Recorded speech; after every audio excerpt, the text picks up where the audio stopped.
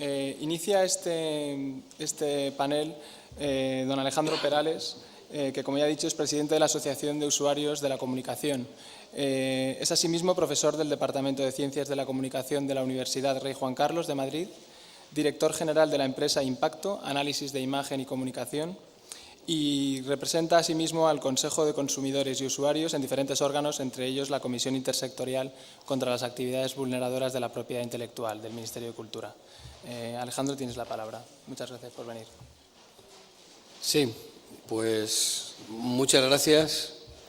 Muchas gracias por contar conmigo en estas jornadas. Yo voy a intentar ser breve porque soy profano en la materia, por lo tanto,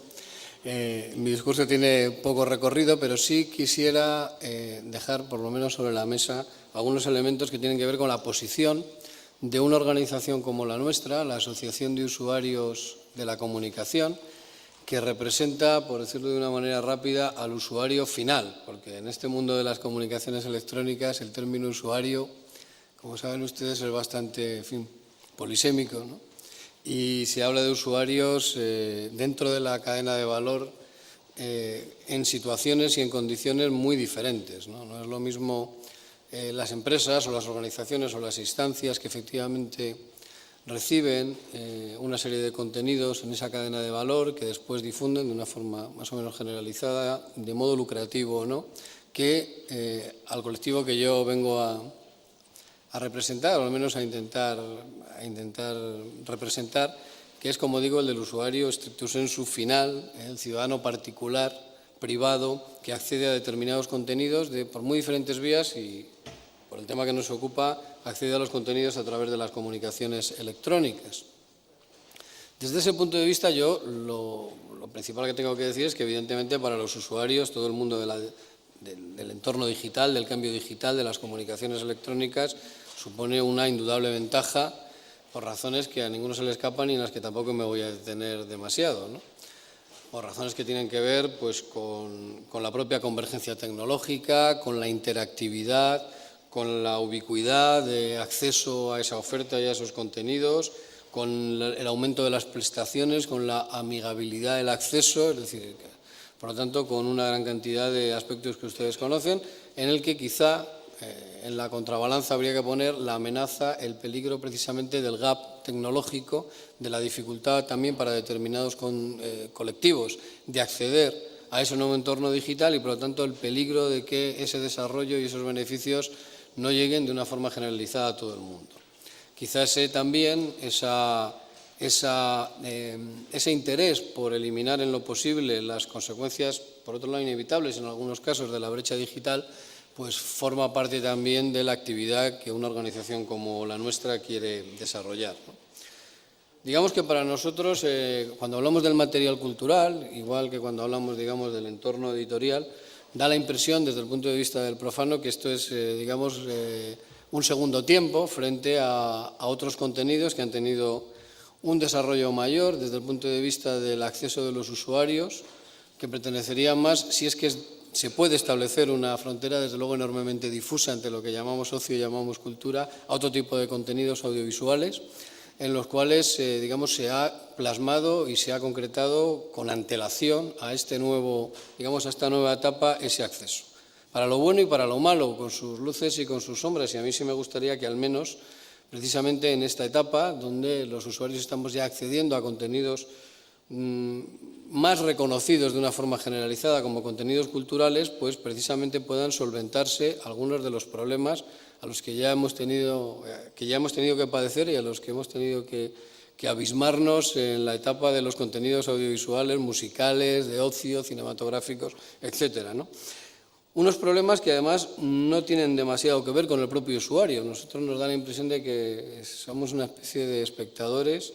bien que muy mencionados, pero espectadores de un problema que desde luego no tiene que ver con nosotros y que está asociado con el acceso lícito o ilícito a determinados contenidos.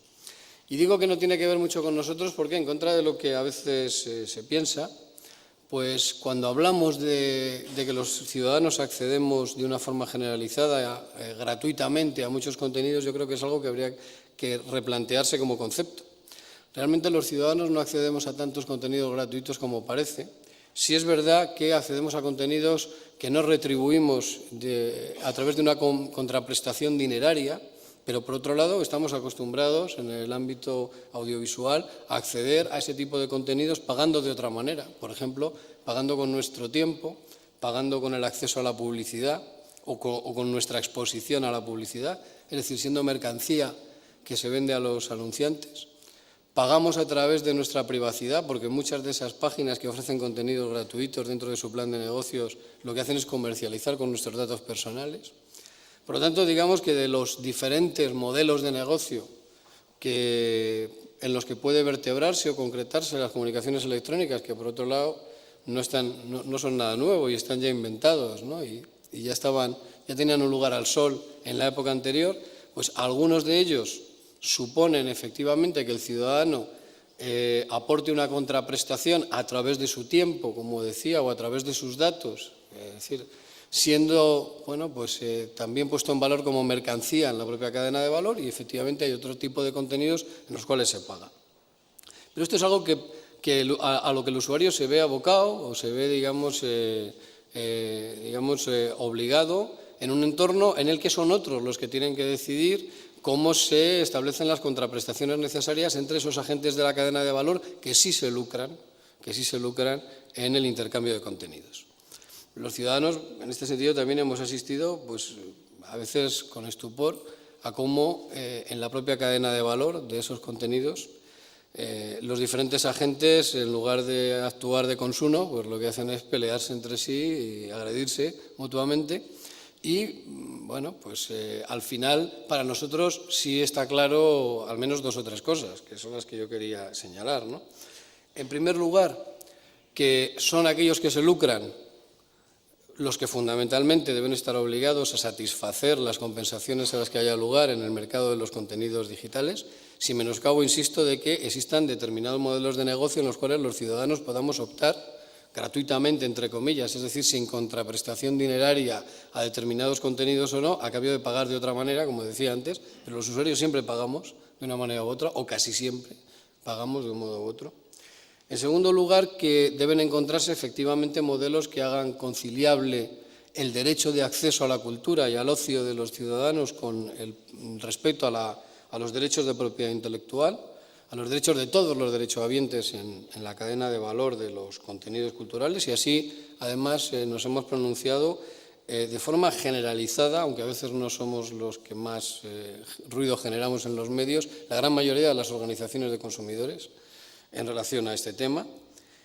En tercer lugar, que toda nuestra reivindicación parte de forma, yo diría, casi básica del derecho a la copia privada y de las consecuencias que tiene ese derecho a la copia privada. Por lo tanto, como una de esas consecuencias de la compensación adecuada a los derechohabientes, a los creadores, a los productores, etcétera, por ese derecho a la copia privada reconocido desde el punto de vista legal, y que por lo tanto también debe ser respetado en la propia puesta en el mercado de todos esos contenidos, facilitando esa copia legal, es decir, y no incurriendo en contradicciones como por un lado, por ejemplo, satisfacer una determinada compensación y al mismo tiempo dificultar el acceso a la copia privada conseguida originalmente de forma legal y en entornos, evidentemente, que no generan ningún lucro, por lo tanto privados, y que a veces hemos encontrado, es decir, cómo se intenta al mismo tiempo que reclamar la satisfacción de esa compensación, el introducir determinados sistemas tecnológicos que impiden la copia. Y en tercer lugar, y por último, el ir a un modelo que cada vez sea más transparente y que cada vez sea más armónico, es decir, encontrar modelos en la medida de lo posible óptimos a nivel de toda la Unión Europea que permitan un tratamiento similar de esa compensación a los derechohabientes y que al mismo tiempo sean conciliables con la mayor transparencia en la actuación de las entidades gestoras de esos derechos. Fundamentalmente es ahí donde nosotros nos movemos, e insisto y termino, en esa búsqueda de un modelo en el que nosotros realmente somos al final usuarios también, al que podremos colaborar en la medida de lo posible, pero aportando sobre todo reflexión al sistema y que permita esa conciliación. Y nada más, muchas gracias.